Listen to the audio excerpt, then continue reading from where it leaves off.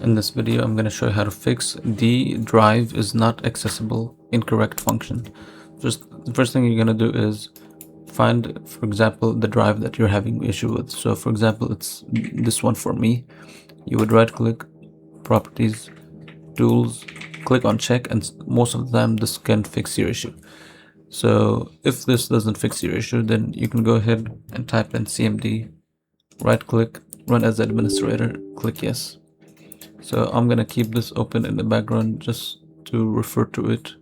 So we have this letter D. You need to keep that in mind. So here you need to type in CHKDSK space and type in the letter. So D space /R space /F. Now make sure to have this letter D as your letter. So maybe you're having different letter as aside from D, maybe it's C or something else. So whatever letter you're having issues with, put it here.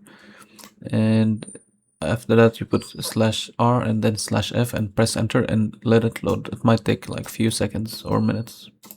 So after it finishes loading, you can close this down, restart your computer, and hopefully your issue is fixed.